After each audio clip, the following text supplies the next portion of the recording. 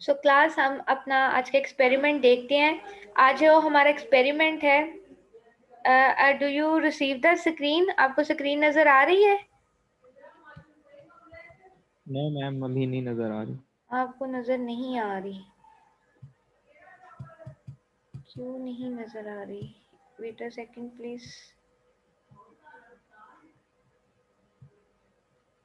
Stop sharing.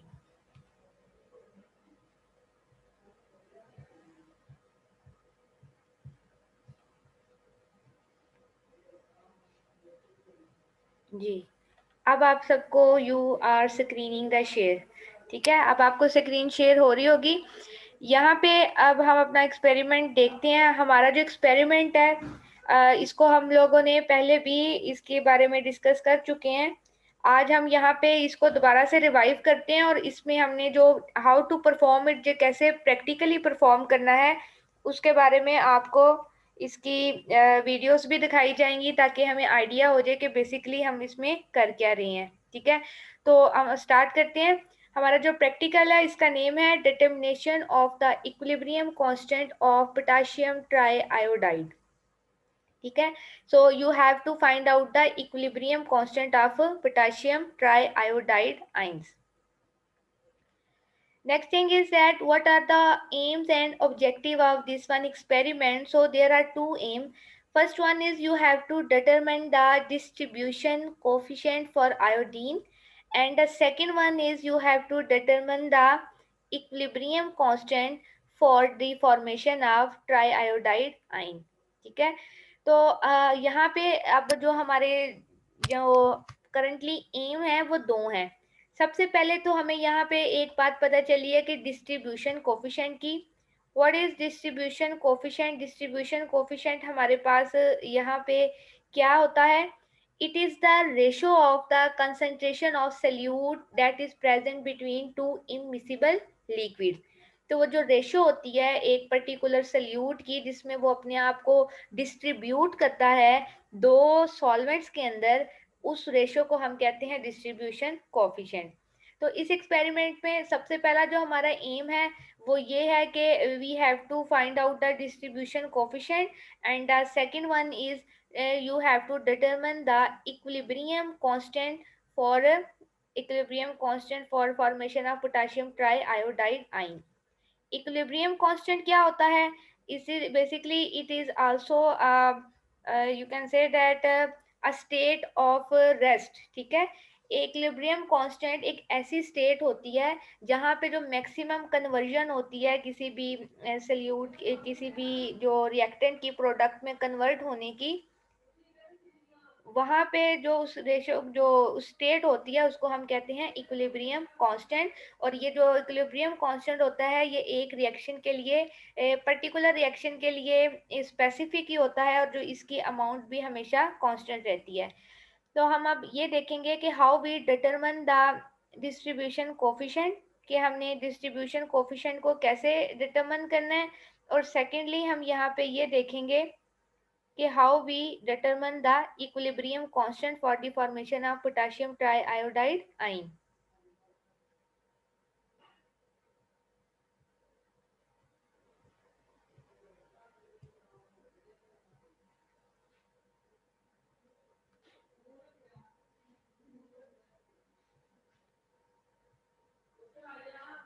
So next one is the, यहाँ पे हमारे पास थ्योरी है कि बेसिकली हमारे पास यहाँ पे होता क्या है। First of all you have to know about what are potassium triiodide ion and why we need it, why we need it and where this reaction is present.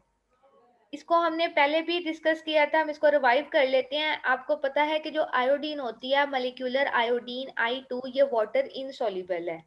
अब वो वाटर इनसॉल्युबल है, क्यों इनसॉल्युबल है? Due to its non polar nature. जबकि जो हमारे पास water होता है वो हमारे पास एक पोलर मॉलिक्यूल है, जबकि हमारे पास जो आयोडीन है वो हमारे पास नॉन पोलर होता है। इस वजह से जो आयोडीन की रेजोल्यूशन है वो वाटर में,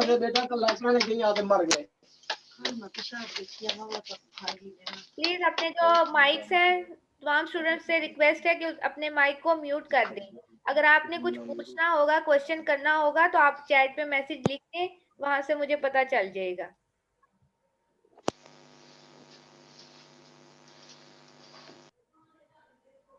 Now, in order to solubilize the iodine in water solution, what we do, we are adding the salt of potassium iodide. हम आयोडीन के अंदर पोटाशियम आयोडाइड का साल्ट डालते हैं, ठीक है। जिसकी वजह से क्या होता है कि हमारे पास फॉर्मेशन हो जाती है पोटाशियम ट्राई आयोडाइड आयन की। ये जो पोटाशियम ट्राई आयोडाइड आयन होते हैं, ये वाटर सॉल्युबल होते हैं।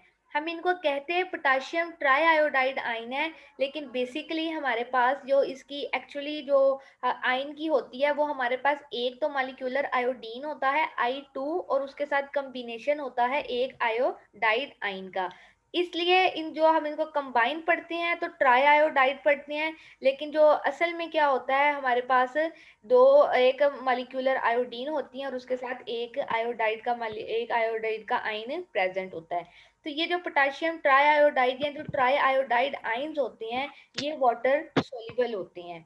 Now the question is, you have to determine the equilibrium constant for this potassium triiodide ion. Equilibrium constant क्या होता है? You are already know very well कि ये एक ऐसी स्टेट होती है जहाँ पे मैक्सिमम कन्वर्जन हो जाती है, कंसंट्रेशन मिल जाती है हमें रिएक्टेंट्स और प्रोडक्ट्स की।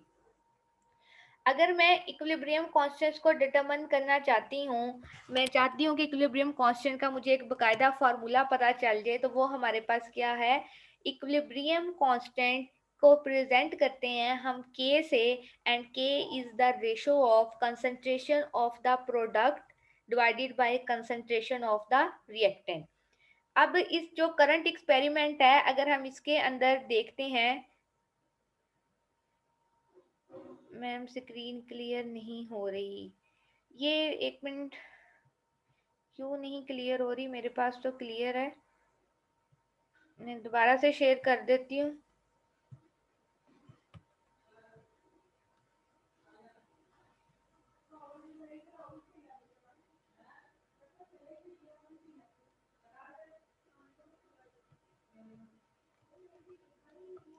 ठीक है, सो अगर हमने इक्विलिब्रियम कांस्टेंट का जो फॉर्मूला लिखना है, so it is the ratio of the concentration of the product divided by concentration of the reactant. इस करंट एक्सपेरिमेंट में हमारे पास रिएक्शन क्या है, पोटाशियम आयोडाइड प्लस आयोडीन, ये दोनों रिएक्टेंट हैं, और जब ये आपस में रिएक्शन करते हैं तो हमारे पास प्रोडक्ट फॉर्मेशन हो जाती है पोटाशियम ट्राई आयोडाइड आयन की।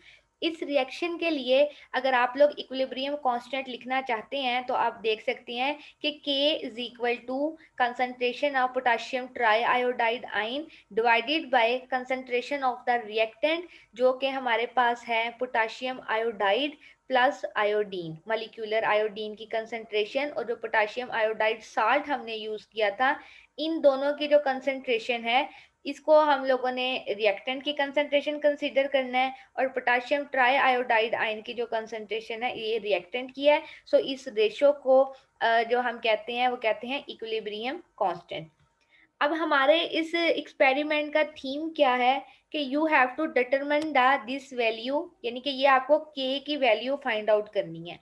अब इस K की वैल्यू को फाइंड आउट करने के लिए आप देखें, आपको क्या चाहिए, आपको पता होना चाहिए what is the concentration of potassium triiodide, what is the concentration of potassium iodide, as well as what is the concentration of molecular iodine। अगर आपको इन तमाम कंसंट्रेशंस की जो अमाउंट्स हैं उनका पता चल जाए, by putting in this value you will get the equilibrium constant. Okay, अब यहाँ पे अब हमें पता है कि जो आयोडीन है वो वाटर के अंदर इनसॉल्युबल है, लेकिन अगर हम कोई नॉन पोलर सॉल्वेंट यूज करते हैं, जैसे कि कोई हमारे पास ऑर्गेनिक सॉल्वेंट्स होता है, तो उसके अंदर आयोडीन सॉल्युबल होती है। अब आयोडीन को हम एक्वस के अंदर यानी कि वाटर के अंदर भी सॉल्युबलाइज कर सकते हैं। तो उसकी सॉल्युबलाइजेशन के लिए हमें क्या चाहिए, हमें चाहिए पोटाशियम आयोडाइड का साल्ट। आयोडीन पोटाशियम आयोडाइड के साथ जब रिएक्ट करती है तो पोटाशियम ट्राई आयोडाइड आयन बनाती है। इस तरह वो हमारे पास सॉल्युबलाइज हो जाती है एक्वस में भी और ऑर्गेनिक में भी। यहाँ पे जो है हमें क्या होता है कि डिस्ट्रीब्यूशन लॉ को ओबे कर रहा है आयोडीन।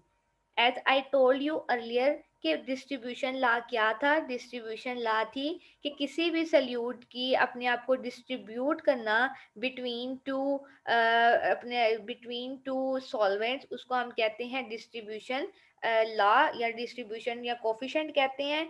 तो वहाँ पे क्या होता है, या इस करंट एक्सपेरिमेंट में आपके पास जो सल्यूट है वो हमारे पास क्या है, ये हमारे पास जो सल्यूट है वो आयोडीन है। और आयोडीन ने अपने आप को डिस्ट्रीब्यूट किया है किसके अंदर, एक्वस फेज के अंदर यानी कि एक्वस सॉल्वेंट के अंदर, और ऑर्गेनिक फेज के अंदर यानी कि ऑर्गेनिक सॉल्वेंट।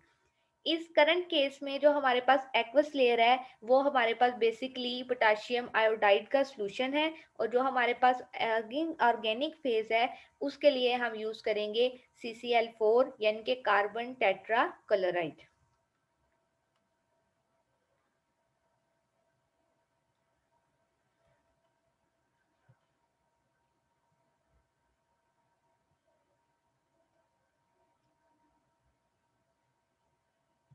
ये why you are using marker और या पेन से, कुछ स्टूडेंट्स हैं जो स्क्रीन के ऊपर ना कुछ लिखते हैं जिसकी वजह से यहाँ पे जो डिस्टरबेंस है वो होती है, तो प्लीज अपना ना करें।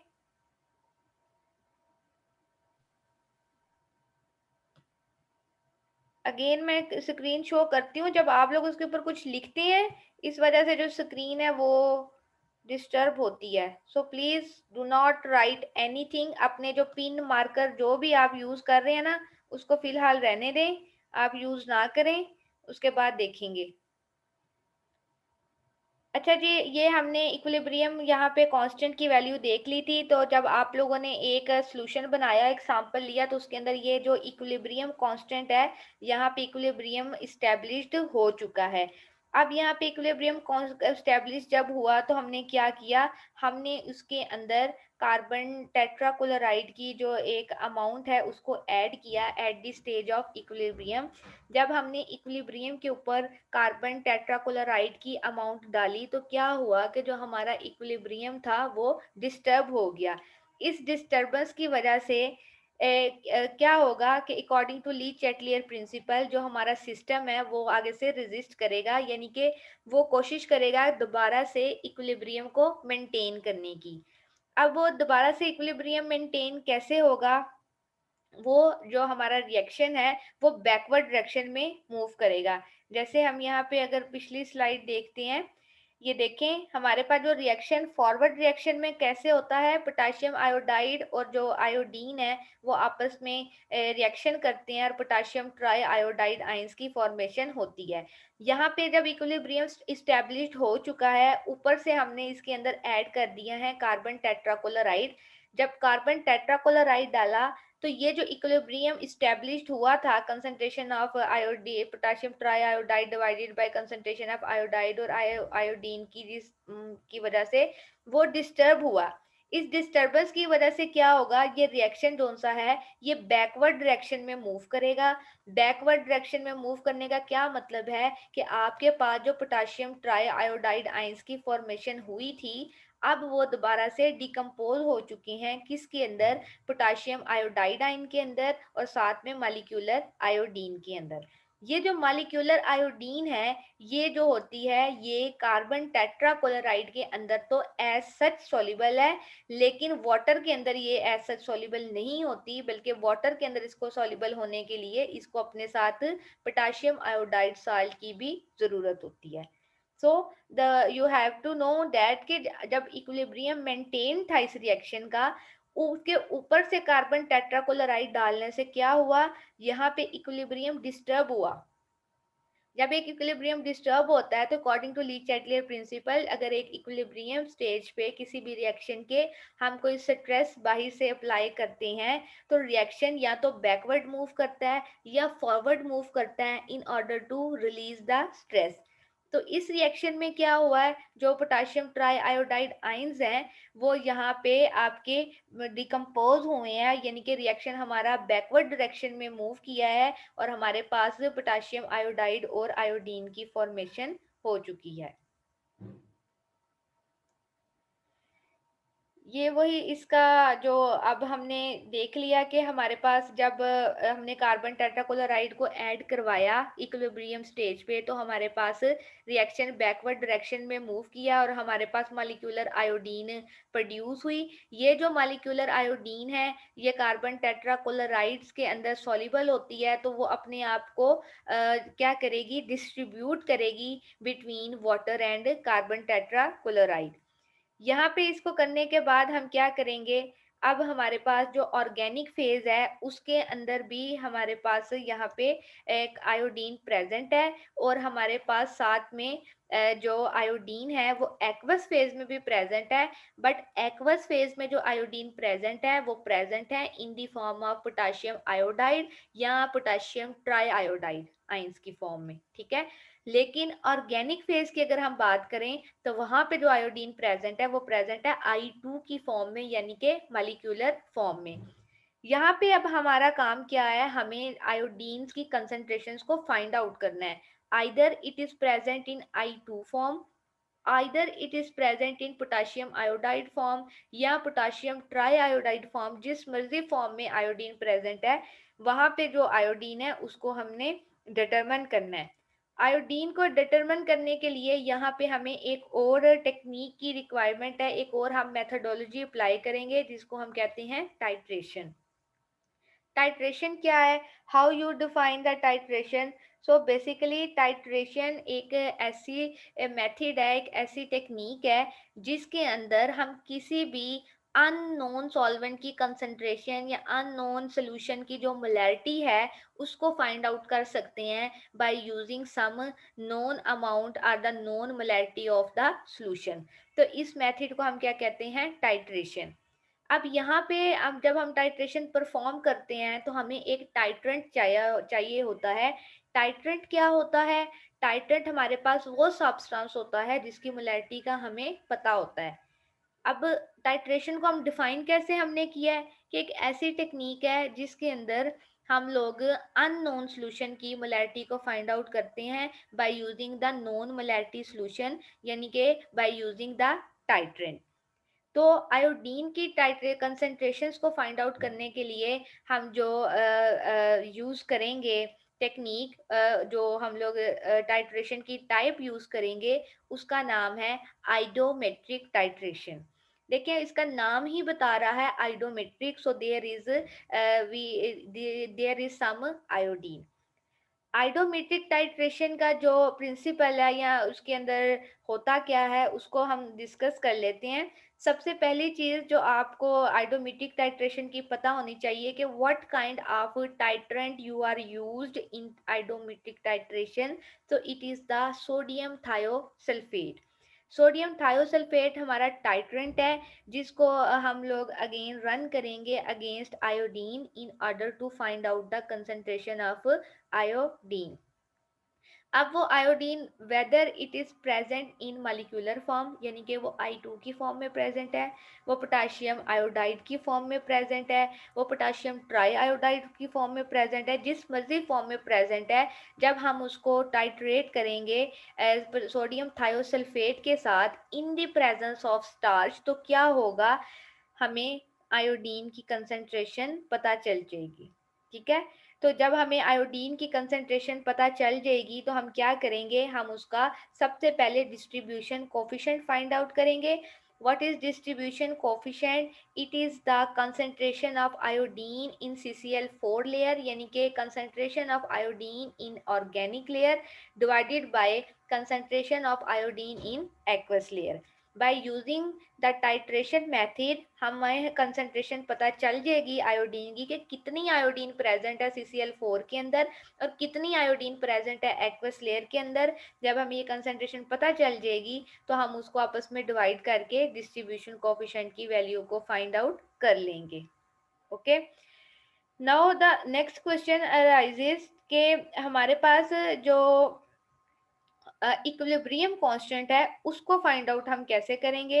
इक्विलिब्रियम कांस्टेंट फाइंड आउट करने के लिए आपको ये पता होना चाहिए कि जो आप एक्वस लेयर है उसके अंदर पोटाशियम आयोडाइड की कितनी कंसंट्रेशन है और पोटाशियम ट्राई आयोडाइड आयन की कितनी कंसंट्रेशन है।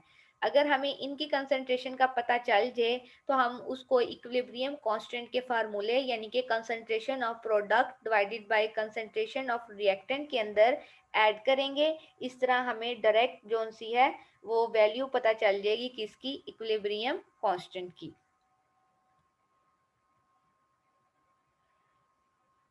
सो next thing is what kind of material we are required. हमें यहाँ पे जो मटेरियल है वो हम देख लेते हैं। सबसे पहले हमें 6 ग्लास रीजेंट बॉटल्स चाहिए, ठीक है।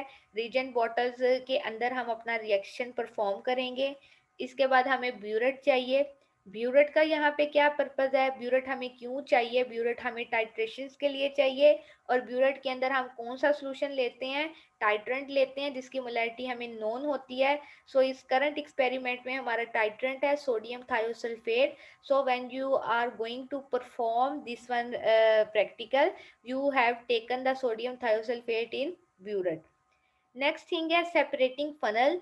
जो सेपरेटिंग फनल है ये इसकी रिक्वायरमेंट हमें क्यों होती है, इसकी रिक्वायरमेंट हमें इसलिए होती है ताकि हम अपने जो हमारे पास दो आएंगी लेयर्स आएंगी, एक्वस लेयर और ऑर्गेनिक लेयर, उनको इजीली तरीके से सेपरेट किया जाए।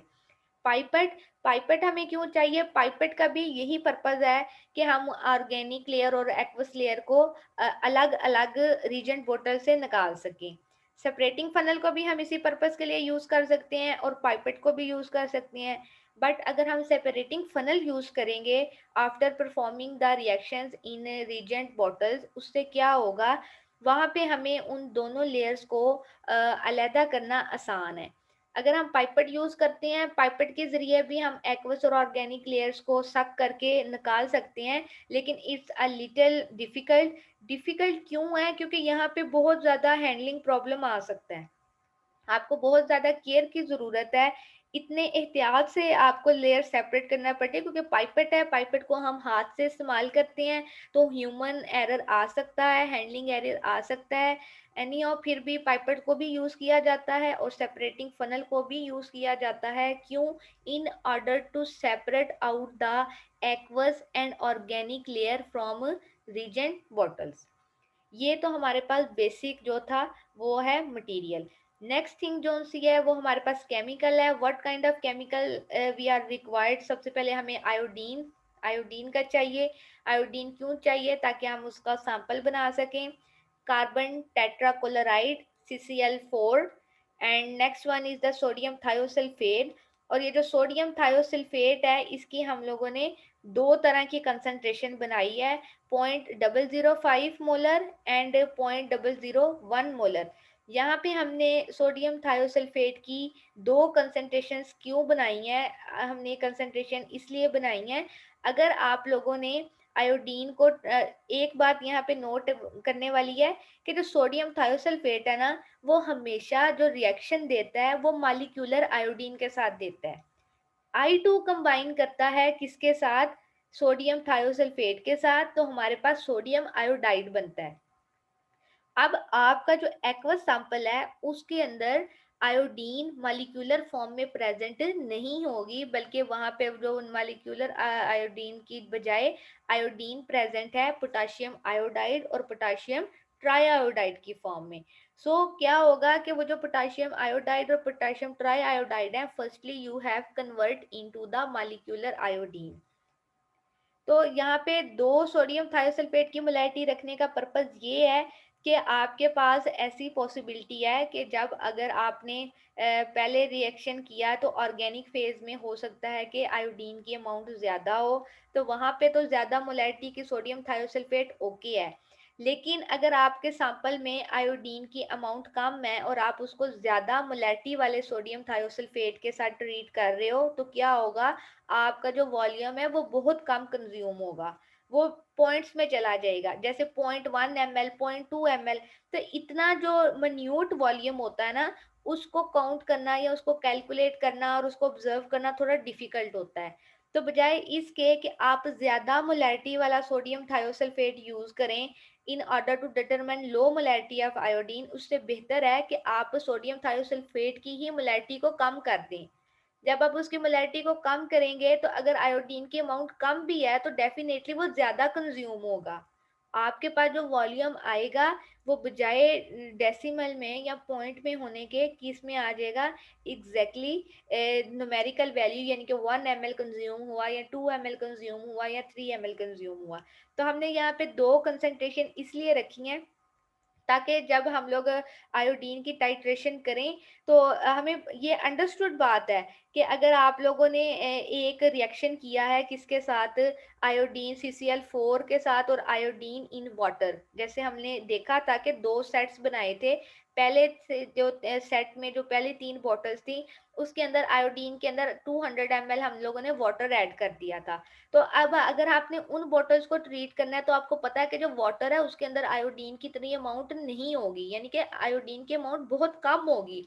उस केस में आप वो जो सैंपल है उसको ट्रीट कर सकते हैं किसके साथ, 0.001 मोलर सोडियम थायोसल्फेट के साथ। लेकिन कार्बन टेट्राक्लोराइड के अंदर तो आयोडीन की अमाउंट ज़्यादा होगी, तो आप उसको ट्रीट कर दें ज़्यादा मोलैरिटी वाले सोडियम थायोसल्फेट के साथ।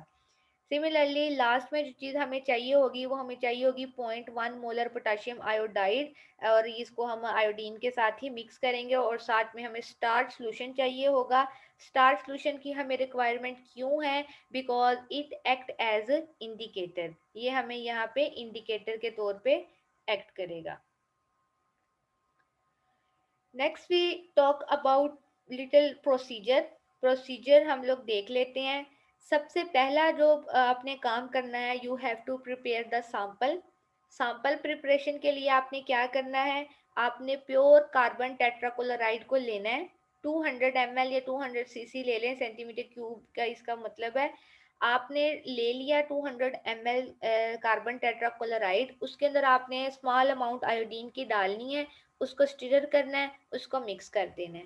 Then again you have add, आपने इतनी आयोडीन की अमाउंट ऐड करनी है कि आपके पास सैचुरेटेड सॉल्यूशन बन जाए। सैचुरेटेड सॉल्यूशन क्या होता है, सैचुरेटेड सॉल्यूशन ऐसा सॉल्यूशन होता है कि जहाँ पे जो सोल्यूट की सॉल्युबिलिटी है उसके अंदर वो मैक्सिमम है। अब आप जितना मर्जी से अगर आप सोल्यूट डाल रहे हैं तो वो मजीद डेजोल्यूशन नहीं हो रही।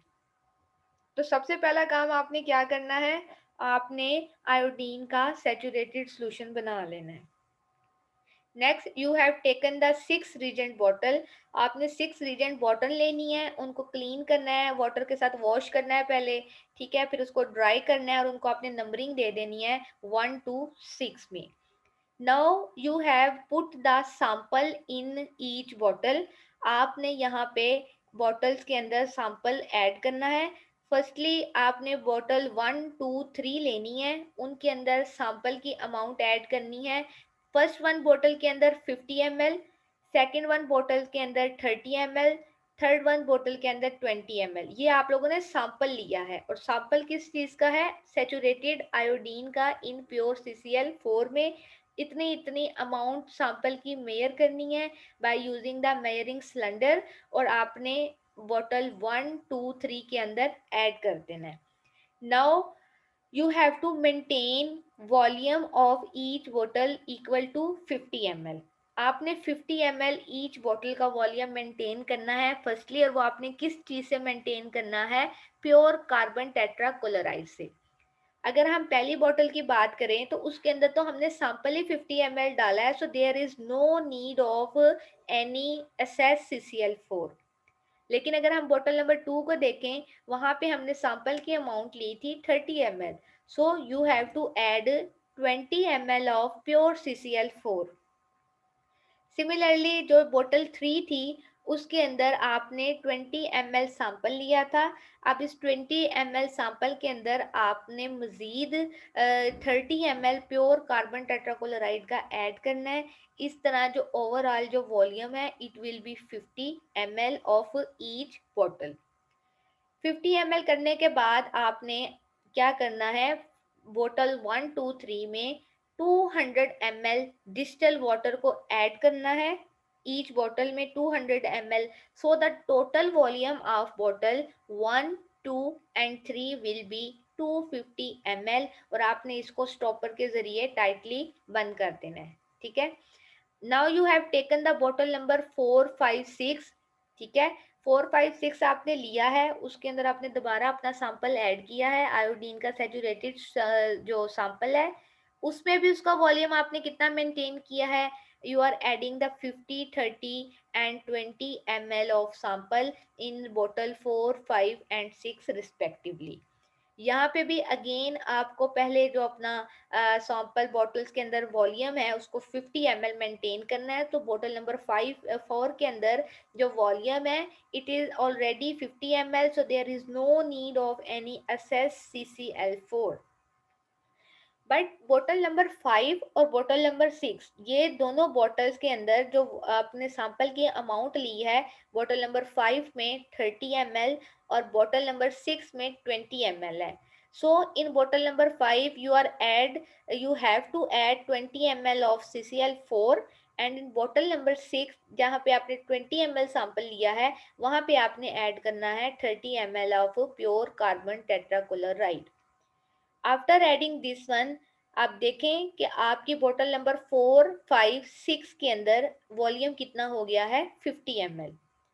Now you have to add 200 ml of 0.1 molar potassium iodide solution. अब आपने 0.1 मोलर पोटाशियम आयोडाइड का सॉल्यूशन ऐड करना है इस बोतल 4, 5, 6 में। ठीक है, तो वॉल्यूम ईच बोतल का कितना हो जाएगा, 250 ml, और आपने इसको भी स्टॉपर के जरिए टाइटली बंद कर देना है। अब आप ये देखें कि आपने 6 बॉटल्स ली हैं, बॉटल 1, 2, 3, 4, 5, 6, जो फर्स्ट 3 बॉटल हैं उनके अंदर आपने सैंपल लिया, कार्बन टेट्राक्लोराइड की एक पर्टिकुलर रेशो रखी, और उसके अंदर साथ हमने एक्वस लेयर जो यूज की है वो है हमारे पास है distil water. But in case of bottle number 4, 5 and 6, you are taking the sample and pure CCl4 ratio same as we take in bottle 1, 2, 3, but this time हमारे पास जो एक्वस लेयर है वो वाटर के बजाय क्या है, 0.1 मोलर पोटाशियम आयोडाइड का solution. Although the volume of each bottle 1 to 6 is 250 ml। ठीक है, आपने जब ये वॉल्यूम मेंटेन कर लिए, अब आपने आधे घंटे के लिए इन 6 की 6 बॉटल्स को विग्रसली शेक करना है। ठीक है, इनको जोर जोर से शेक, इतने भी विग्रसली नहीं करना, बस इतना करना है कि स्प्लेशिंग ना हो। आपने उसको शेक किया आधे घंटे के लिए। उस शेक करने का क्या पर्पज़ है, ताकि जो हमारा इक्विलिब्रियम है वो वहाँ पे मेंटेन हो जाए। ठीक है, आधा घंटा शेक करने के बाद आप क्या करेंगे, आप अपनी बॉटल्स को रेस्ट पे छोड़ देंगे, वो रेस्ट पे पड़ी जाएंगी। यहाँ पे अब क्या होगा, सॉल्वेंट एक्सट्रैक्शन का जो डिस्ट्रीब्यूशन लॉ है वो ओबे होगा। चूंकि हमारे पास दोनों सॉल्वेंट, एक सॉल्वेंट कौन सा है, कार्बन टेट्राक्लोराइड, और दूसरा सॉल्वेंट एक्वस सॉल्वेंट है जो बोतल 1, 2, 3 में वाटर है, जबकि बोतल 4, 5, 6 के अंदर पोटाशियम आयोडाइड है। और ये जो दोनों एक्वस सैंपल हैं, जो एक्वस सॉल्यूशन है, ये कार्बन टेट्राक्लोराइड के अंदर इमिसिबल है, यानी कि इनसॉल्युबल है। तो ये आपस में मिक्स नहीं होंगे। जब आप बोतल्स को शेक करने के बाद छोड़ देंगे तो क्या होगा, देयर विल बी 2 लेयर्स, एक आपके पास एक्वस लेयर बन जाएगी और एक आपके पास ऑर्गेनिक लेयर बन जाएगी। फिर आप यहाँ से इसको क्या कर सकते हैं, इनको आप सेपरेटिंग फनल में डाल के भी सेपरेट आउट कर सकते हैं, या बाय यूजिंग पाइपेट आप डायरेक्ट भी उसको टेक आउट कर सकते हैं। और टेक आउट करने के बाद क्या होगा कि इन 6 के 6 बॉटल्स के आपने सैंपल अलग कर लिया, सो यू गॉट 12 सैंपल, जिनमें से जो 6 सैंपल्स हैं वो ऑर्गेनिक सैंपल होंगे और जो 6 सैंपल हैं वो हमारे पास एक्वस फेज के सैंपल होंगे।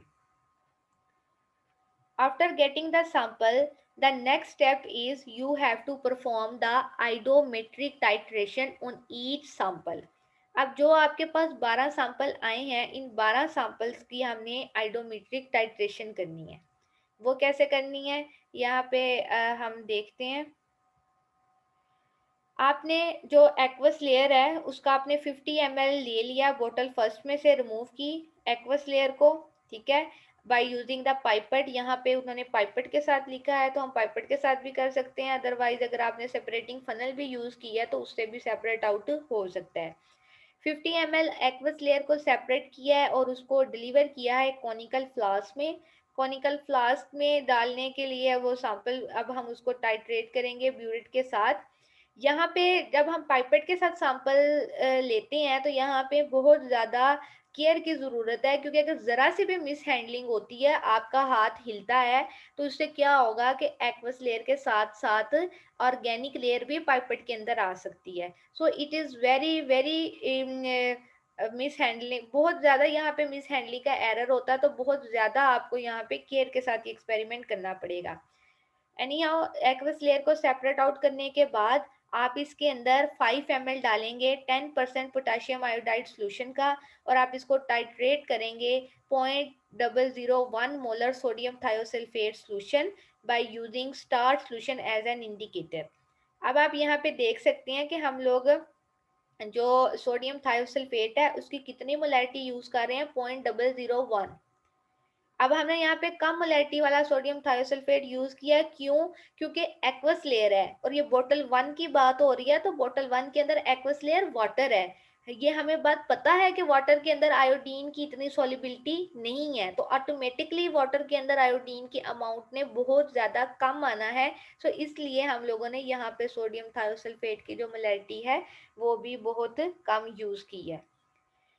नाउ जब आपने इसकी मोलैरिटी फाइंड आउट कर ली, देन आपने क्या करना है, आपने अगेन पाइपेट को इंसर्ट करना है रीजेंट बॉटल में, और रीजेंट बॉटल में ये डायरेक्ट इंसर्ट करना है कि एक्वस लेयर को टच किए बगैर आपका पाइपेट डायरेक्ट ऑर्गेनिक लेयर में चला जाए। ठीक है, उसको आपने वहां से 5 ml ऑर्गेनिक लेयर के सेपरेट आउट करने हैं, अगेन उसको कॉनिकल फ्लास्क में डालना है, वहां पे आपने 20 ml पोटेशियम आयोडाइड सोल्यूशन के डालने हैं, और उसको आपने टाइट्रेट करना है 0.005, ये यहाँ पे कॉमा है बट ये कॉमा नहीं, it's point 0.005 molar sodium thiosulphate के साथ ट्रीट करना है।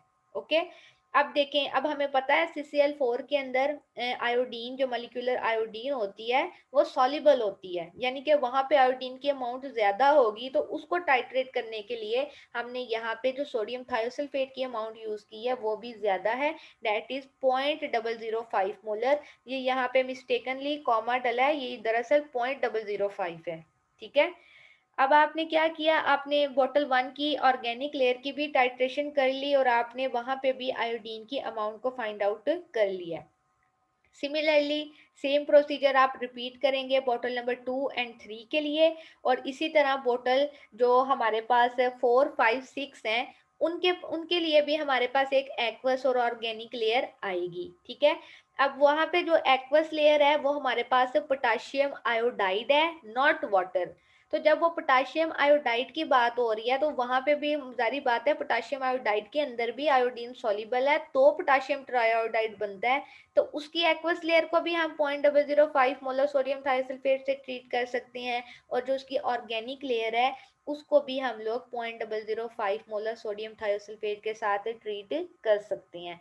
इस तरह हम लोगों ने 6 की 6 बोतल जिनमें हमने अपना रिएक्शन मिक्सचर प्रिपेयर किया था, उनको हमने क्या किया, उनको हम लोगों ने टाइट्रेट करवाया। एक्वस लेयर्स की भी हमारे पास मोलैरिटी आ गई, हमें पता चल गया कि एक्वस लेयर में कितनी आयोडीन प्रेजेंट है और ऑर्गेनिक लेयर में कितनी आयोडीन प्रेजेंट है, ये हम लोगों ने टाइट्रेशन के जरिए पता कर लिया।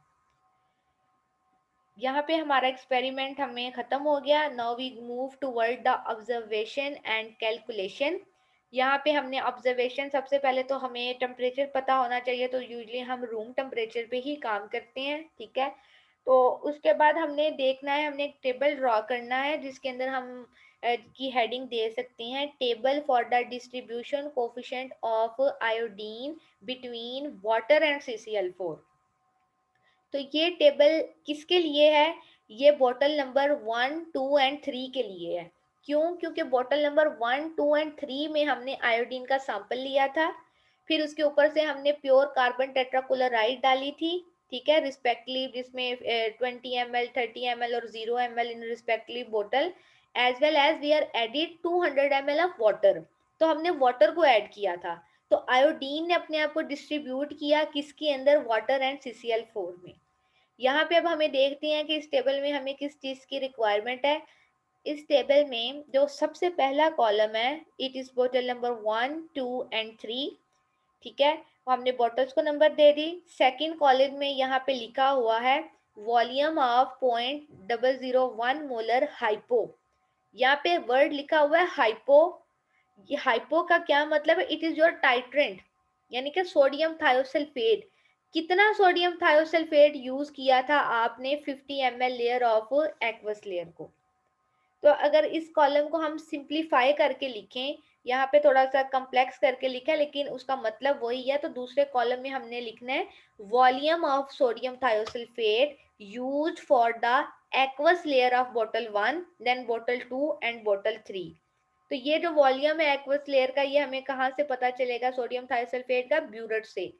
जैसे हम टाइट्रेशन करेंगे, हमने ब्यूरेट फिल किया होगा, फर्ज करें कि वो जब हमने बोतल 1 का एक्वस लेयर को टाइट्रेट करना है, तो आपकी ब्यूरेट अभी फुल है, 0 से स्टार्ट किया है, आपने टाइट्रेशन की है टिल एंड आपके 2 ml कंज्यूम हुए हैं। So these 2 ml the hypo volume of sodium thiosulphate, वो आपने यहाँ पे पुट करना है। इसी तरह जितनी अमाउंट यूज हुई होगी सोडियम थायोसल्फेट की बोतल 2 के लिए, वो आप यहाँ पुट करेंगे एंड देन फॉर द बोतल 3। नेक्स्ट थर्ड कॉलम है volume of 0.005 hypo with 5 ml CCl4। इसको अगर मैं मजीद सिंप्लीफाई करके लिखूं या सिंप्लीफिकेशन बताऊं, so the volume of sodium thiosulphate used for the organic layer. Organic layer के लिए आप लोगों का जितना वॉल्यूम यूज्ड हुआ था, वो आप लिखेंगे यहाँ बोतल 1 के लिए, बोतल 2 की ऑर्गेनिक के लिए, बोतल 3 के लिए। एंड अगेन ये वॉल्यूम आपको कहाँ से पता चलेगा? ये वॉल्यूम आपको ब्यूरेट की रीडिंग से पता चलेगा। नेक्स्ट हमारे पास है CAQ। CAQ क्या है? बेसिकली ये हमारे पास कंसंट्रेशन है एक्वस की, यानी कि आपके एक्वस सैंपल के अंदर आयोडीन की कंसंट्रेशन क्या है, यानी कि उसकी मोलैरिटी क्या है। मोलैरिटी आप करें, जो आप कैलकुलेट, ये आपके पास वॉल्यूम आएगा सोडियम थायोसल्फेट का, आप उसकी मोलैरिटी फाइंड आउट करेंगे। तो जो एक्वस की मोलैरिटी है उसको हम जो कॉलम नंबर 4 है वहां पुट करेंगे। इसी तरह जो ऑर्गेनिक की मोलैरिटी आएगी बोतल 1 की, उसको हम कॉलम नंबर 5 में पुट करेंगे। Same experiment was repeated for बोतल नंबर 2 एज वेल एज बोतल नंबर 3। तो हमारे पास टाइट्रेशन को परफॉर्म करने के बाद क्या होगा? बोतल 1, 2, 3 के लिए जो आयोडीन की मोलैरिटी है वो आ जाएंगी, एक्वस में भी ऑर्गेनिक में भी। लास्ट कॉलम देखें, हमें लिखा हुआ है D is equal to concentration of organic in concentration of aqueous. So concentration of iodine जो कि हमारे पास कॉलम नंबर 5 में है, अगर मैं इसको डिवाइड कर दूं, concentration of iodine that is column number 4, then I got the distribution coefficient for बोतल नंबर 1। सिमिलरली हमारे पास मोलैरिटीज हैं आयोडीन की एक्वस एंड ऑर्गेनिक में बोतल नंबर 2 की, बोतल नंबर 3 की, तो उनको आपस में डिवाइड करके हमारे पास बोतल नंबर 1, 2, 3 तीनों का डिस्ट्रीब्यूशन कोफिशिएंट आ जाएगा। Now we are having the 3 distribution coefficient, so we are taking the mean। आप उनका मीन लेके एक डिस्ट्रीब्यूशन कोफिशिएंट की वैल्यू फाइंड आउट कर लेंगे। और ये डिस्ट्रीब्यूशन कोफिशिएंट किस चीज का है? ये आयोडीन का है। Distribution coefficient of iodine between water and CCl4।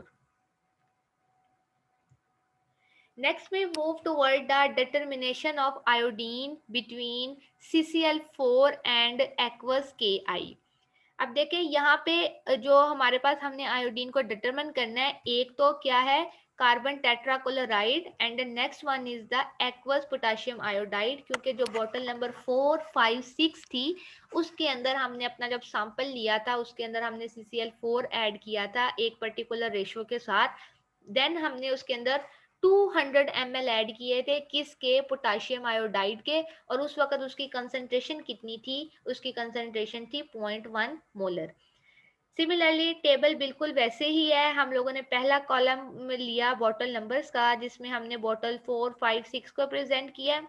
Column number 2 में volume of 0.005 molar hypo with this one layer। So again this is the volume of sodium thiosulfate that is used for the aqueous layer of bottle 4। ठीक है, आप इसको यहाँ पे ऐसे भी लिख सकते हैं कि volume of sodium thiosulphate use for the aqueous layer of bottle 4। Similarly जो हमारे पास कॉलम नंबर यहाँ पे जो कॉलम नंबर 3 है, वहां पे हम लिख सकते हैं volume of 0.005 hypo, it's mean that volume of sodium thiosulphate used to titrate the 5 ml of CCl4। ये दोनों जो कॉलम है, कॉलम नंबर 2 एंड 3, ये जो रीडिंग्स हैं ये हमें ब्यूरेट से मिलेंगी। आपने वो वॉल्यूम लिख लेना है। सपोज करेंगे यहाँ पे अगर आपके 2 ml कंज्यूम हुए हैं या 3 ml जितने भी हुए हैं, हम यहाँ पे उसका वॉल्यूम लिखेंगे। अब जो कॉलम नंबर 4 है वो क्या है, वो हमारे पास है concentration of iodine in aqueous, यानी कि molarity of iodine in aqueous layer, यानी कि जो आपकी मोलैरिटी है आयोडीन की पोटाशियम आयोडाइड में, वो हम यहाँ प्रेजेंट करेंगे। उसको यहाँ पे C1 से लिखा है। Similarly concentration of iodine in aqueous layer, नहीं सॉरी, ये ना एक्वस नहीं है, ये ऑर्गेनिक है। यहाँ पे मिस्टेकनली ही ये शायद लिखी है, एक्वस नहीं ऑर्गेनिक है। पहले आप लोगों ने देखे ना, ये कॉलम नंबर 1 2 है, यहाँ पे हम एक्वस लेयर की बात कर रहे हैं जो सोडियम थायोसल्फेट का वॉल्यूम यूज हुआ है। By using this one volume we have to calculate the molarity of iodine in aqueous. ठीक है। इसी तरह जब हमने कॉलम नंबर 3 में जो बात की है वो किसके लिए की है, ऑर्गेनिक लेयर के लिए। तो इस वॉल्यूम को सोडियम थायोसल्फेट को यूज करते हुए हमने कंसंट्रेशन फाइंड आउट की है किसकी, आयोडीन की इन ऑर्गेनिक ने in organic layer. Organic layer को C2 से प्रेजेंट किया है और एक्वस लेयर को C1 से प्रेजेंट किया है। लास्ट कॉलम में हम लोगों ने फाइंड आउट किया है concentration of the free iodine. Free iodine की जो कंसंट्रेशन है उसको फाइंड आउट करने का जो फार्मूला है वो हमारे पास है C2 डिवाइडेड बाय D। अब ये C2 क्या है, it is the concentration of iodine in organic layer divided by the distribution coefficient. जो C2 की वैल्यूज हैं ये बोतल 4 5 6 के लिए आपको कॉलम नंबर 5 में से मिल जाएंगी, और जो डिस्ट्रीब्यूशन कोफिशिएंट है, ये जो हमने पहले पीछे टेबल दिखा है उसका जो मीन था वो हम यूज करेंगे। यहाँ से हम आयोडीन की जो मोलैरिटी आएगी ऑर्गेनिक की बोतल नंबर 4 की, उसको डिवाइड करें डिस्ट्रीब्यूशन कोफिशिएंट से, तो हमें पता चल जाएगा how much free iodine present in aqueous layer of बोतल 4। इसी तरह बोतल 5 और बोतल 6 के लिए भी हम लोग फाइंड आउट कर लेंगे। अब अगर हम इक्विलिब्रियम कांस्टेंट का जो फार्मूला है वो देखें तो देखें इक्विलिब्रियम कांस्टेंट किसके इक्वल है, concentration of potassium triiodide divided by molecular iodine into KI। तो मॉलिक्यूलर आयोडीन की हमें कंसंट्रेशन पता चल गई। नेक्स्ट हमारा स्टेप है we have to find out the concentration of potassium triiodide. तो आप यहाँ पे देख सकते हैं कि पोटेशियम ट्राई आयोडाइड आयंस की कंसेंट्रेशन को फाइंड आउट करने के लिए हमारे पास जो फॉर्मूला है वो क्या है, वो हमारे पास फॉर्मूला है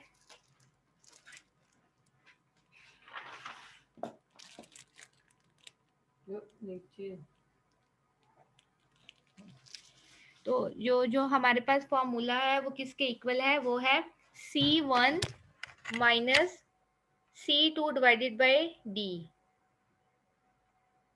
ये फिर कुछ प्रॉब्लमेटिक हो गया।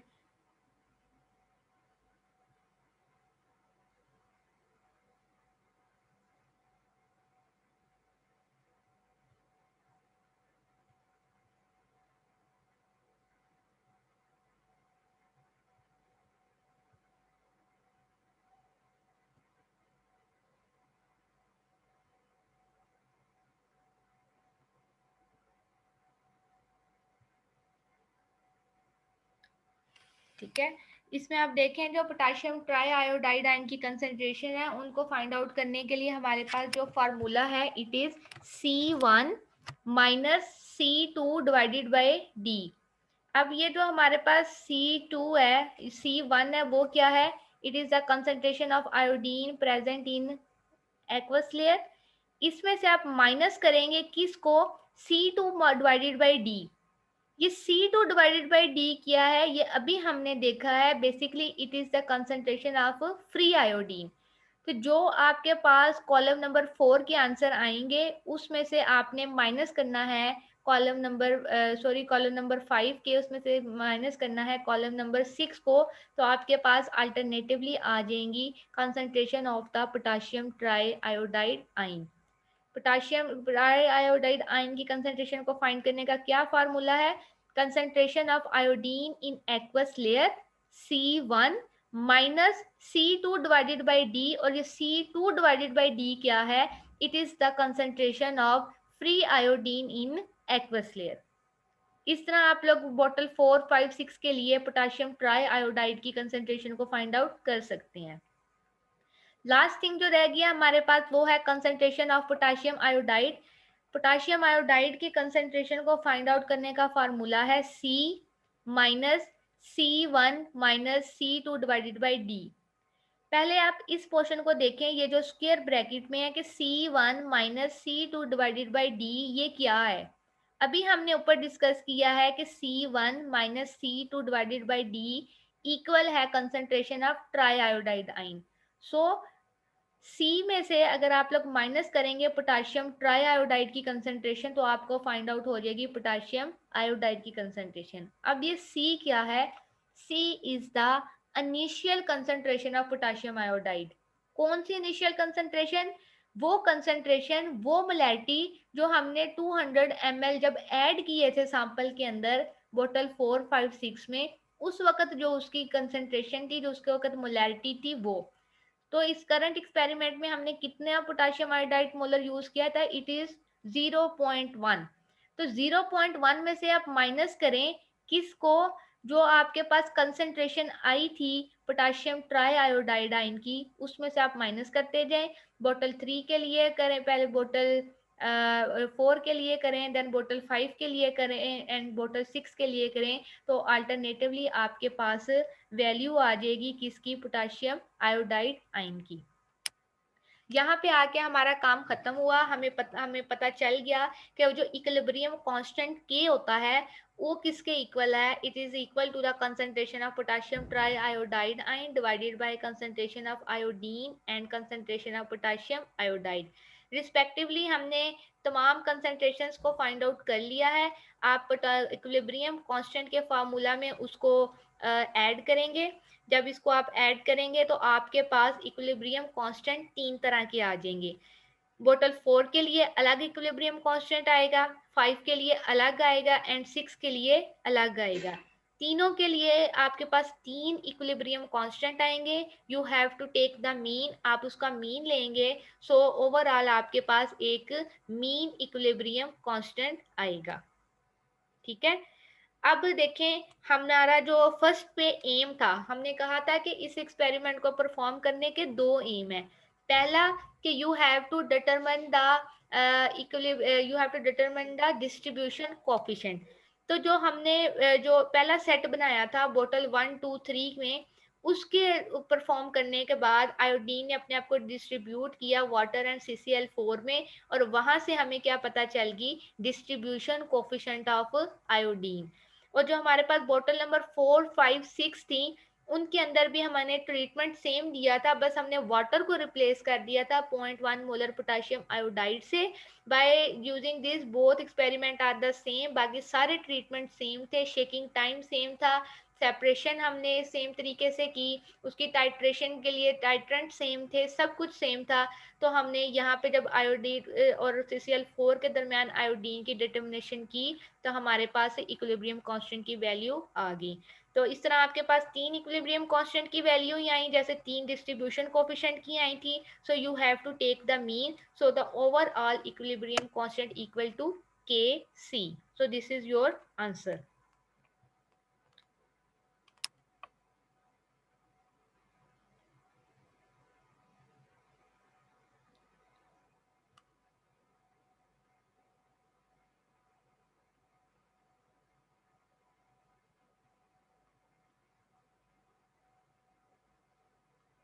सो these are the some videos. यहाँ पे मैंने इसका रेफरेंस भी डाला है.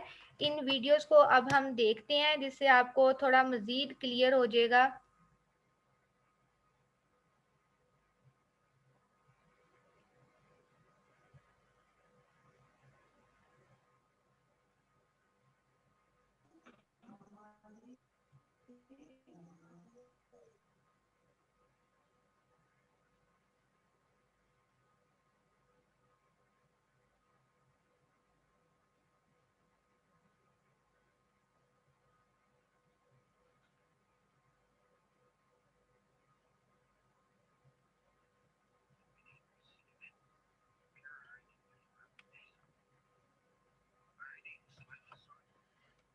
ये सबसे पहले आयोडीन का वाटर में सोल्यूशन है और आप देख रहे हैं कि वाटर में जब आयोडीन का सोल्यूशन बनाया है तो वो उसके नीचे बैठी हुई थी। अब आयोडीन के वाटर को सोल्यूशन में बना के सेपरेटिंग फनल में उसने डाला है और इसके बाद आयोडीन का ये एक हमारे पास ऑर्गेनिक सॉल्वेंट है, इसको उसने पेंट थिनर का नाम दिया है।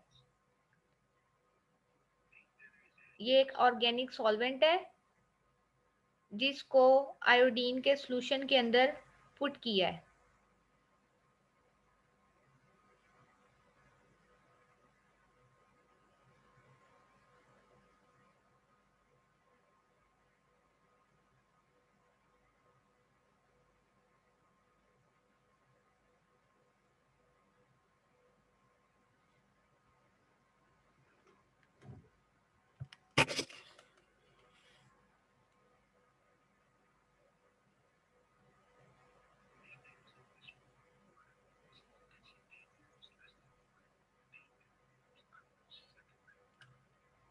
आप देख सकते हैं कि सेपरेटिंग फनल में ऑर्गेनिक लेयर ऊपर आ गई है और एक्वस नीचे।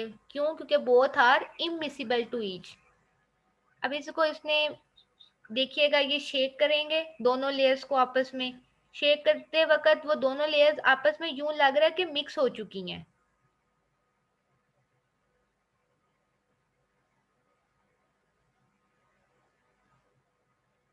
लेकिन ओरिजिनली जब आप उसको रेस्ट पे रखेंगे तो आप ये देखें, अगेन लेयर्स आपस एक दूसरे से सेपरेट होना शुरू हो जाएंगी। अब देखें, तमाम की तमाम आयोडीन जो पहले वाटर के अंदर मौजूद थी, अब वो कहाँ पे ट्रांसफर हो गई है? वो आपकी ऑर्गेनिक लेयर में चली गई है।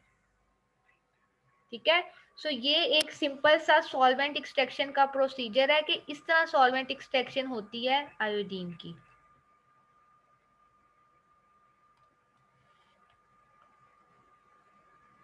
यहाँ पे आपने देखा कि हमारे पास जो हमने किस तरह देखा कि जो आयोडीन है अगर वो वाटर में प्रेजेंट है, आपने बाहर से कोई ऑर्गेनिक सॉल्वेंट डाला, यहाँ पे जो ऑर्गेनिक सॉल्वेंट यूज किया है वो हमारे पास इन्होंने जो वीडियो में दिखाया है तो वो था पेंट थिनर। पेंट थिनर या जिसको हम लोग कॉमनली या केमिकली कहते हैं वो है एसीटोन। ठीक है। एसीटोन को भी हम यूज कर सकते हैं। करंट एक्सपेरिमेंट में हम लोग CCl4 को यूज कर रहे हैं, लेकिन उन्होंने एसीटोन को यूज किया है। Both are organic in nature, so दोनों का जो हमारे पास जो फंक्शन है वो सेम ही है। उससे फर्क नहीं पड़ता कि आपने कौन सा ऑर्गेनिक सॉल्वेंट यूज किया है। हम लोग कार्बन टेट्राक्लोराइड यूज करते हैं। क्यों यूज करते हैं? क्योंकि ये कौन सा है, ये ज्यादा फिजिबल होता है, ये ज्यादा चीपर है एज कम्पेयर टू अदर्स, और इसके अंदर आयोडीन की सॉल्युबिलिटी ज्यादा है। अच्छा जी, जब हमने वो कर लिया, नेक्स्ट आपको दिखाते हैं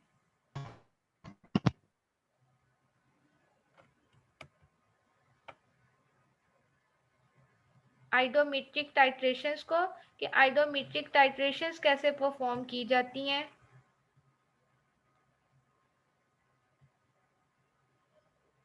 ये देखें, ये हमारे पास एक सॉल्यूशन था जिसके अंदर आयोडीन प्रेजेंट है।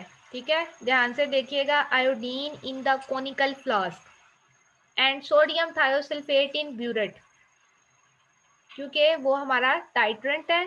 और ये एक जनरल आइडोमेट्रिक टाइट्रेशन की वीडियो है जिसके अंदर जो हमारे पास आयोडीन वाला सैंपल है वो कोनिकल फ्लास्क में लिया है, ऊपर से हम सोडियम थायोसल्फेट डाल रहे हैं, तो क्या हो रहा है, कलर हमारे पास येलो आ रहा है।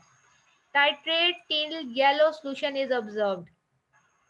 जब येलो सोल्यूशन बना, आपने उसके अंदर किसको ऐड किया? स्टार्च सोल्यूशन को। तो स्टार्च सोल्यूशन जब आप ऐड करेंगे, पहले वो डिसअपियर हो गया, आप अगर मजीद डालेंगे तो उसका कलर ब्लू हो जाएगा। ब्लू कलर स्टार्च का क्यों आया है? क्योंकि आपके सैंपल के अंदर आयोडीन प्रेजेंट है। आप इसको मजीद टाइट्रेट करें सोडियम थायोसल्फेट से। कब तक टाइट्रेट करें? जब तक ये कलरलेस हो जाए। ड्रॉप वाइज इसके अंदर हम मजीद सोडियम थायोसल्फेट डालें, देखिए कलरलेस हो गया है। अब आपका जो सैंपल है वो कलरलेस क्यों हुआ है? वो कलरलेस इसलिए हुआ है कि ये इस बात की इंडिकेशन है कि आपके सैंपल में अब कोई जोन सी जो आयोडीन है वो प्रेजेंट नहीं है। ठीक है, तो ये एक जनरल टाइट्रेशन थी किसकी, आयोडीन आइडोमेटिक टाइट्रेशन की वीडियो थी। इससे पहले आप लोग देख चुके थे कि जो सॉल्वेंट एक्सट्रैक्शन का एक जनरल फिनोमिना था आयोडीन के लिए, वो क्या था। अब अगर हम थोड़ा सा अपने एक्सपेरिमेंट की तरफ आते हैं और वहां पे देखते हैं कि वहां पे क्या है, तो उसके लिए भी ये आप लोग थोड़ा सा देखें। ये आयोडीन के डिस्ट्रीब्यूशन को किया है, ये एक लैब में एक्सपेरिमेंट परफॉर्म किया था। अब ये ब्यूरेट के अंदर सोडियम थायोसल्फेट को फिल अप किया है।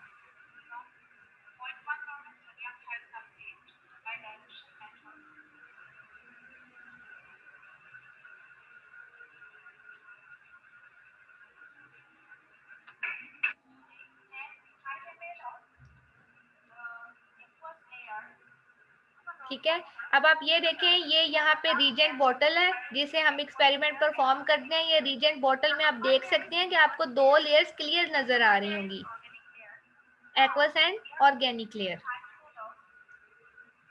अब यहाँ पे इसने पाइपेट के जरिए देखें पाइपेट डाली, जिससे वो ऊपर वाली लेयर यानी कि एक्वस लेयर को वो सक कर रही हैं। ये पाइपेट का मेथड है। ये बहुत ज्यादा थोड़ा सा केयरफुल इसलिए, देखिए उसके नीचे ही ऑर्गेनिक लेयर पड़ी है, तो अगर जरा सा भी आपकी पाइपेट हिलती है तो आपकी जो पाइपेट है इसके अंदर एक्वस के साथ साथ क्या आ जाएगा, ऑर्गेनिक भी।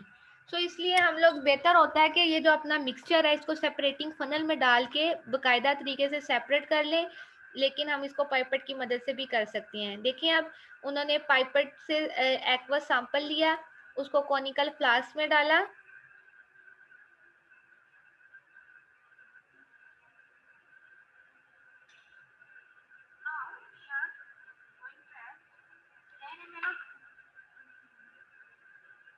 एक्वस लेयर को कोनिकल फ्लास्क में ऐड करने के बाद इसके अंदर पोटाशियम आयोडाइड का सॉल्यूशन डाला है।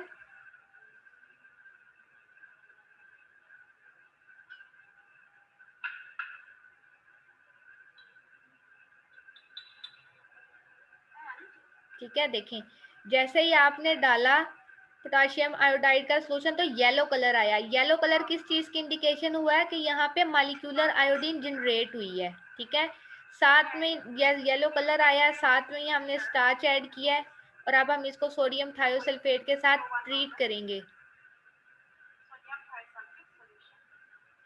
सोडियम थायोसल्फेट के साथ ट्रीट करते करते आप देखें कि इसका कलर जोन सा है वो येलो से येलोइश डिसअपियर होता जा रहा है। मजीद पहले ब्राउनिश था हुआ, ब्राउन कलर येलो। इसको इतना आपने ट्राइट्रेट करना है कि इसका जो कलर है वो ब्लू हुआ। जो आपने जब स्टार्च डाला ना उसकी वजह से कलर ब्लू आ रहा है, ब्लू ग्रेइश सा।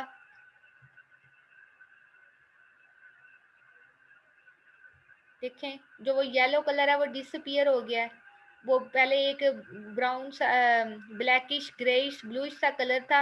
अब हमने मजीद उसको टाइट्रेट किया है, कब तक, जब तक वो तमाम का तमाम क्या हो गया है, कलरलेस।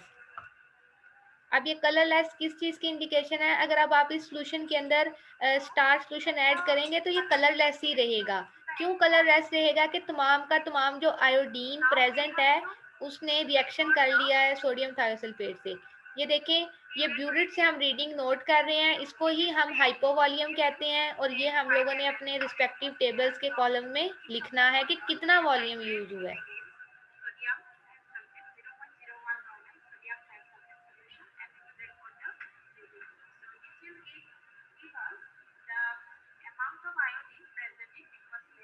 ठीक है, एक्वस लेयर की हम लोगों ने अमाउंट फाइंड आउट कर लेनी है। अब हमने ट्रीटमेंट देनी है ऑर्गेनिक लेयर को। पाइपेट को हमने दोबारा रीजेंट बोतल में डायरेक्ट डाला है कि वो एक्वस के बजाय डायरेक्ट ऑर्गेनिक में जाए और उसको सक किया है। So it is little careful.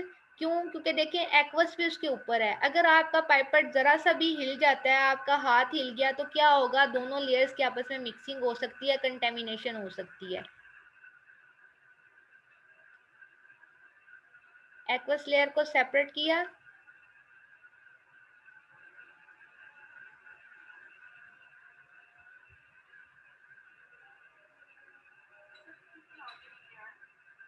Organic layer को हम लोगों ने अपनी कॉनिकल फ्लास्क में ऐड कर लिया।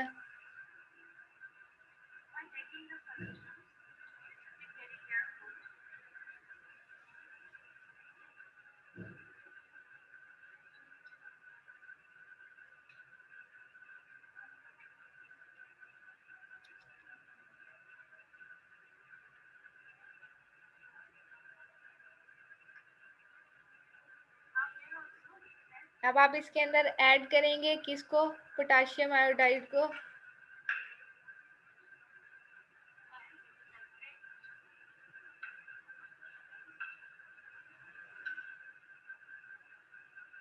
ठीक है, पोटाशियम आयोडाइड को अगेन 10 ml आपने ऐड किए। देखें, इसको ऐड करने के बाद आप देखें वो जो पर्पलिश कलर था वो किसके अंदर चेंज हो रहा है, थोड़ा सा डार्क ब्राउन येलिश के अंदर। इसको हमने सोडियम थायोसल्फेट के साथ ट्रीट करेंगे तो येलो कलर प्रोड्यूस होता जाएगा। येलो कलर किस चीज की इंडिकेशन है कि there is the production of liberation of molecular iodine. देखिए जो पर्पलिश कलर था अल्टरनेटिवली वो किस में टर्न हो रहा है, येलोविश में।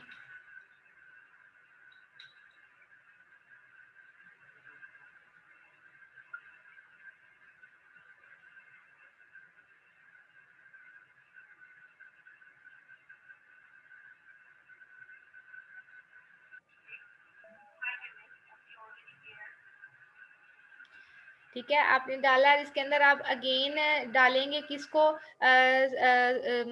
स्टार्च को एज एन इंडिकेटर, तो वो अपना ब्लू कलर शो करेगा। इसी तरह आप उसको मजीद जब टाइट्रेट करेंगे सोडियम थायोसल्फेट से तो आपका सोल्यूशन कलरलेस हो जाएगा। ये सेम जो टाइट्रेशन है ये आपने अडॉप्ट करनी है बोतल नंबर 4, 5, 6 के लिए, बोतल 1, 2, 3, 4, 5, 6 के लिए। इन सब का सेम ही होगा। वो क्यों सेम होगा, क्योंकि आपकी जो ऑर्गेनिक है या जो आपकी एक्वस लेयर है उन दोनों के अंदर आयोडीन प्रेजेंट है। दोनों की आयोडीन को डिटरमिन कर सकते हैं आयोडोमेटिक टाइट्रेशन से। वहां से आप लोग अपनी जो 6 बॉटल में जिनमें से 6 ऑर्गेनिक सैंपल होंगे और 6 एक्वस, उनकी टाइट्रेशन करेंगे। टाइट्रेशन करने के बाद आपको उनकी मोलैरिटीज का पता चल जाएगा। Then you are using their molarity and you are able to calculate the distribution coefficient of iodine as well as you also calculate the equilibrium constant of potassium triiodide ions। ठीक है, तो इसको आप लोगों ने एज सच जो जैसे आपको बताया है ऐसे ही लिखना है। अगर आपको पेपर में क्वेश्चन दिया जाएगा कि आपने इसके अंदर क्या क्या करेंगे, सबसे पहले आप ये एम ही लिखेंगे। Then you have to write the theory, basic theory, जिसके अंदर आपने बताना है कि why there is a need of potassium triiodide ion. और जब एक इक्विलिब्रियम मेंटेन हो जाता है तो हम उसमें क्या करेंगे, CCl4 को डालेंगे तो डिस्टर्बशन होगी, जो हमारा इक्विलिब्रियम है वो डिस्टर्ब होगा और उसको दोबारा से आपने मेंटेन करवाना है। वो सारी आपको थ्योरी लिखनी है। Then you write the required material. Required material के बाद फिर आप उसका प्रोसीजर लिखेंगे। देन ऑब्जर्वेशन एंड कैलकुलेशंस का टेबल बनाएंगे and finally by using some suppose readings you are doing your experiment. और आज जो इस लेक्चर में देखा हमने, एक जर्नल वीडियो सॉल्वेंट एक्सट्रैक्शन की भी देखी कि बेसिकली वो कैसे परफॉर्म किया जाता है। हमने आइडोमेट्रिक टाइट्रेशन की भी वीडियो देखी जिससे अब हमें कुछ अंदाजा हो गया कि एक्चुअल में होता क्या है। ठीक है, तो आप लोगों ने इसको ऐसा याद करना है। ये जो स्लाइड्स है इसको भी आपके साथ शेयर किया जाएगा और इसको आपने नोटबुक में लिखना भी है। आप लोगों के जो प्रैक्टिकल्स हैं वो हम लोग जनवरी में दोबारा से कंडक्ट करेंगे। बट आपकी जो नोटबुक है वो आपने बनानी है। ठीक है, वो आपके लिए कंपलसरी है। जो आपको एक्सपेरिमेंट बताया जाता है, जैसे जो PDF अवेलेबल होगा आपने उसको लिखना है। ऑब्जर्वेशन एंड कैलकुलेशन में सपोज रीडिंग करके वो नोटबुक आपने जनवरी में सबमिट करवानी है। अगर आप सबमिट नहीं करवाएंगे तो जब आपका प्रैक्टिकल एग्जाम होगा आपको मार्क्स नहीं मिलेंगे। इसलिए जैसे आपको प्रैक्टिकल, ये वर्चुअल प्रैक्टिकल करवाया जाता है, आपको बताया जाएगा तो आपने उसको लिखना है। ये प्रैक्टिकल तो ऑलरेडी भी हम डिस्कस कर चुके थे। आज हमने इसको रिवाइव सिर्फ इसलिए किया है कि एक दफ़ा आपको रिवाइव हो जाए और आप कुछ वीडियो देखने से आपको मज़ीद क्लियर हो जाए। ठीक है, तो आपने इसको लिखना है और बताना है।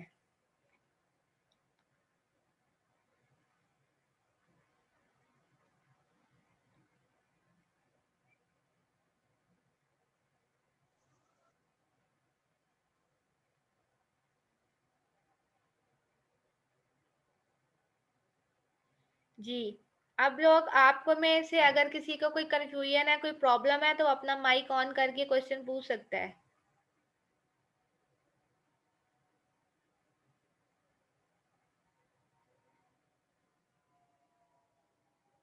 मैम कॉपी जो है सॉफ्ट फॉर्म में बनानी है या हैंड रिटन? नहीं नहीं, हार्ड फॉर्म में। आप लोगों ने कॉपी हार्ड फॉर्म में बनानी है। अपनी नोटबुक ले लें। पहले हमने जो सॉल्यूशंस हैं वो भी आपने जो न्यूमेरिकल जैसे उसके हैं वो भी लिखने हैं। उसके बाद आपने इसको प्रैक्टिकल नंबर 2 की हेडिंग के साथ लिखना है। आपने कॉपी हार्ड फॉर्म में बनानी है और आपने ये जनवरी में अपनी हार्ड कॉपीज को सबमिट करवाना है कैंपस में। ठीक है, तो जनवरी में आपका कैंपस ऑन हो जाएगा। और जो आपके मिड्स हैं, आपके मिड्स कंडक्ट करने की जो डेट आई है वो 14 दिसंबर है। ठीक है, आज 27 नवंबर है, तो ये तकरीबन 10-15 दिन बाद आपका मिड हो जाएगा। मिड आपके ऑनलाइन ही कंडक्ट किए जाएंगे। अब उसके अंदर वो एमसीक्यूज हैं या उनकी क्या स्ट्रेटजी है उसको अभी तक क्लियर नहीं किया गया, लेकिन आपके मिड दिसंबर में होंगे जो कि ऑनलाइन होंगे। ठीक है, लेकिन जो आपका फाइनल पेपर है वो आपका कैंपस में लिया जाएगा और जिसमें प्रैक्टिकल और आपका जो समरेटिव एग्जाम है वो इंक्लूड होगा।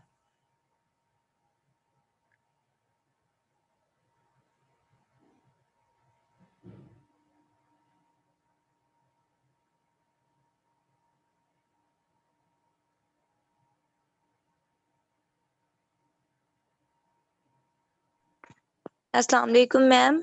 मैम काइंडली आप मीट ज्वाइन कर लिया करें। ये जूम हम लोगों ने ऐप यूज नहीं की हुई, तो हमने मीट पे ही पहले क्लासेस ली हुई हैं।